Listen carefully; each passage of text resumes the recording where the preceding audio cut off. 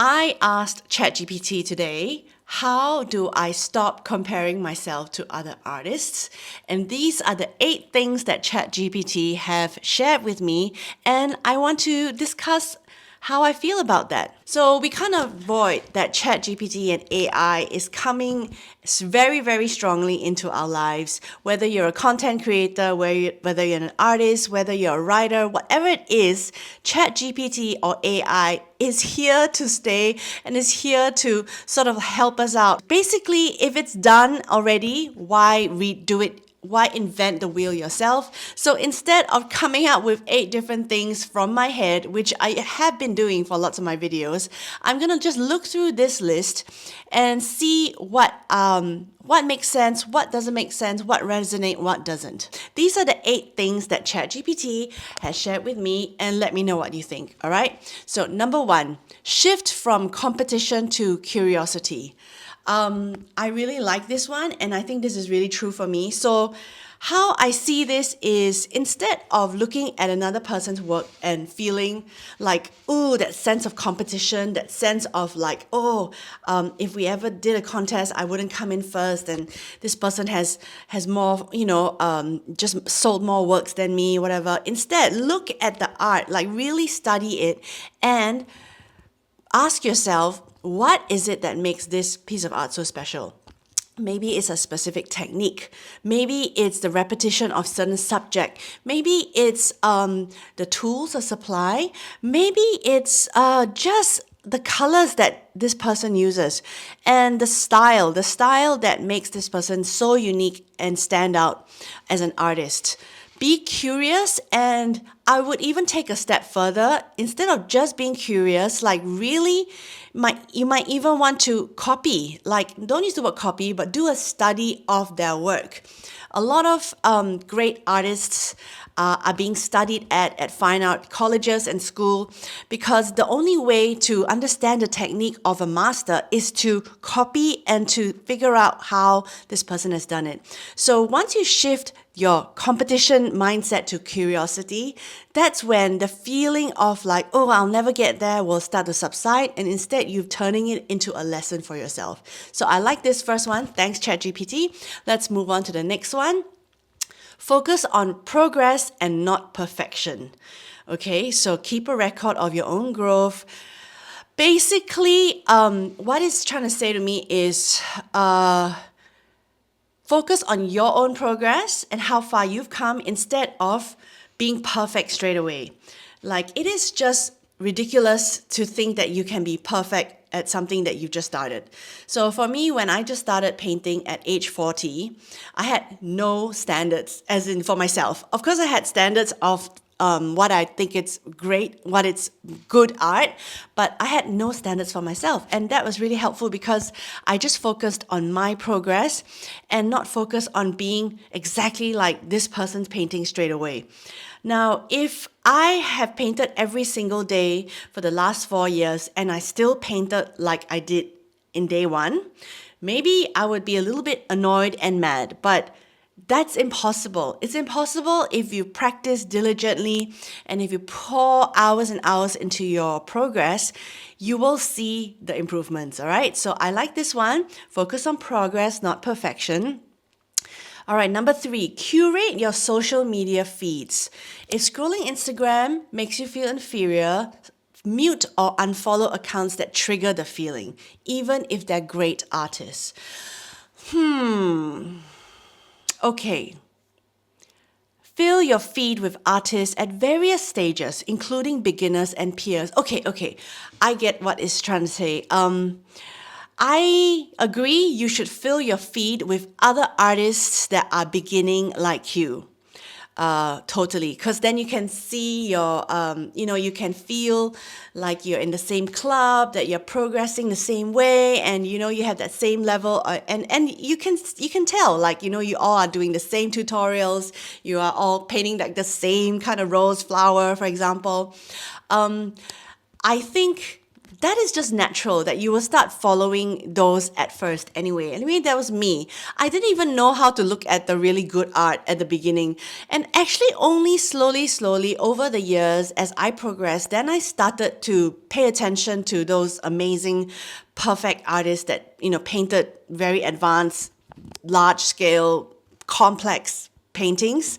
So whether I agree that you should mute or unfollow accounts that trigger these feelings, I don't know. I mean, everyone's different. I haven't really had an experience where I feel so triggered and so upset at looking at someone's art that it makes me want to unfollow. So I cannot really resonate with this.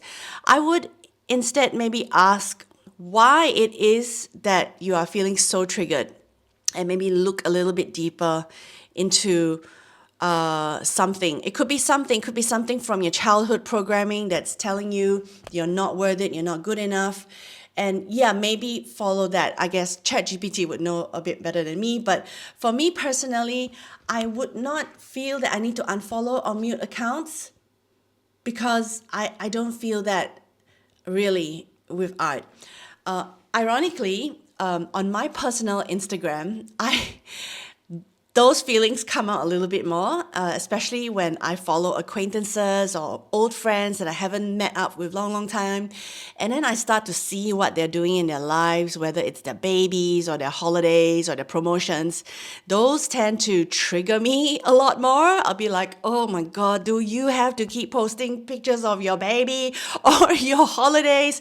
Then I would actually unfollow or mute. But when it comes to art, I don't really have that strong feeling. So I'm so about that one. But I do agree, make sure you fill your feed with different stages of art. Okay, number 4. Remember, every artist has a different path. Okay, some people draw every day, others started young, some has different resources. Comparing your behind the scenes with someone else's highlight reel isn't fair for you. Okay, this is true. This is a reminder. I like this because this just helps me remember that we all come from different backgrounds. Some people have parents as artists. Some people grew up in an artistic, creative family. Some people, used to had really amazing influences when they were little, and they make incredible art now. But some people don't even have resources to buy all the supplies. Some people don't have a space in their house. So yes, every artist have a different path.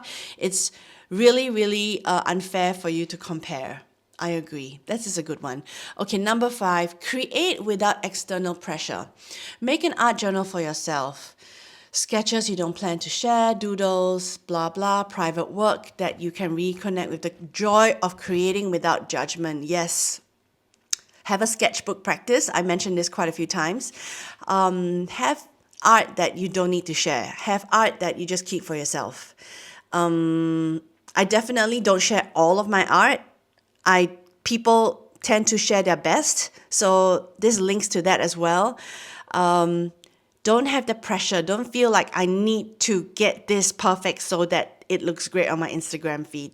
In fact, if you let go of the pressure, the outcome would probably be even more amazing.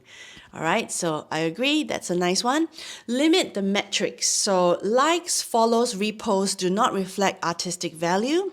Avoid tying your self-worth to talent or to numbers. They're often influenced by algorithm more than quality. Okay, I do feel that the social media race is a ridiculous one where people, myself included, sometimes get wrapped up in the numbers and the followers and the likes. And I'll be wondering not wondering, but I'll be upset sometimes when, a painting that I like, that I posted, or a reel that I work so hard on, not that I work hard on reels, actually I don't, do better than others. Because it is true, no one can tell you what's a beautiful painting except yourself. However, that said, as an artist, I believe our social media accounts are quite a strong tie to our art because after all, what we do is a visual medium. And if you post a painting of yours that resonates with other people, people are going to stop scrolling, people are going to pay attention. Whether it's a carousel or a reel or whatever that you post, I'm not saying that you should tie yourself to the metrics, and if you don't grow your account means you are a rubbish artist. Not at all.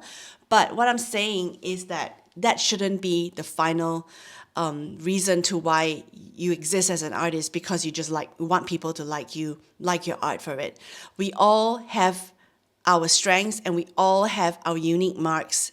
And it really doesn't matter if 100 million people like you or 5 million like you, as long as you like your art, that is the only thing that matters. Okay, so number 7, build a supportive artist community, online or in person, with people who lift each other up. I agree, and that's why I love Instagram art. The artist community in Instagram has been like this from day one. Everyone is just so supportive and lovely. I would say 99.9% of the energy and vibe on the Instagram artist, out there is just wonderful. It's so good. I think we have a very, very special thing when it comes to art. Unlike other circles that I can think of like the yoga circles, which I'm somewhat a part of, the mom circles, the comedy. This is all the stuff that I am on online communities with. I feel like the art community is really, really super positive. Okay, so get into the community and start to realize that you're not alone. If you feel this way, if you feel trapped in a comparison trap, you are not alone. People are feeling that as well. Be honest, be authentic with your comments, with your vulnerability.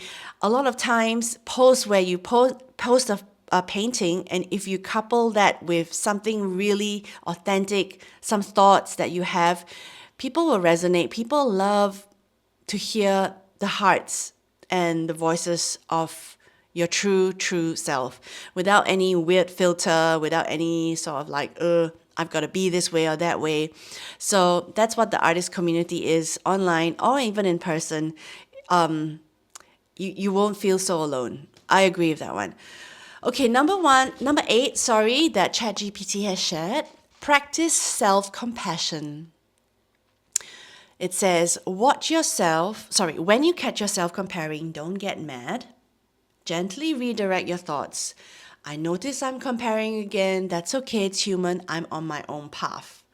Okay, so when I first see that headline, practice self-compassion, my immediate reaction is like, easier said than done, right? A lot of these mindset tips that you hear about, my personal opinion is that mindset tips are that it's a mind thing. Like, it's so difficult to change a mindset simply because it's there for a reason. And if someone just tells you change your mindset, it's impossible. Okay, you've got the programming, you've got your history, you've got all the habits, you've got everything that you had going on in your life prior. You can't just change your mindset. So when I read something like practice self-compassion, how am I going to do that? Like, it's not ingrained. If it's not ingrained in you, you just won't. However, upon reading a little bit more, ChatGPT has said it's all about just being aware of the voices in your head. So just catching yourself in that, I'm comparing again. For me, I always feel guilty. Like, guilt is one of the things that, as a mom, since I become a mom, it's a recurring feeling that comes up. And I always feel guilty for this, guilty for that. But I've been told, just be self-compassionate. Whenever you feel the guilt, just tell yourself, it's okay. You're human to feel guilt.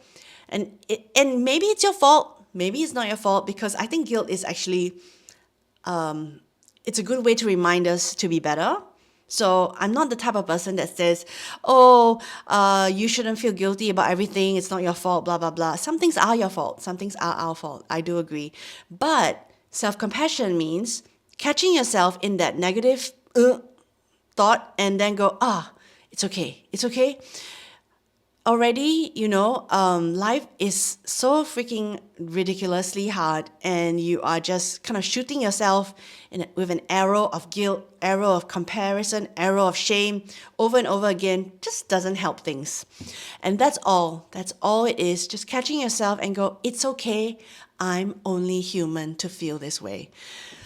Okay, so yep, those are the 8 cool things that ChatGPT has suggested to stop this art comparison. Let me know in the comments if you have any other ways to help with that. At this moment, my mind is drawing a blank. However, it's a great topic to chat about. And in this month's theme in my Patreon, my Inner Circle Live, we'll be talking about just this, okay? Comparing ourselves to the world, this whole thing about comparison, because I want to hear more about what you guys think. So check out my Patreon. I put the links in the description below. And otherwise, thanks for watching and listening to me talk about what I learned on ChatGPT. My videos on YouTube like this will be a bit more chatty nowadays with very little editing, because I just want to make it easy. And like I said, I just want to share my thoughts and my art life with you in this very simple, chatty way. All right, take care, and I'll see you in the next one. Ciao.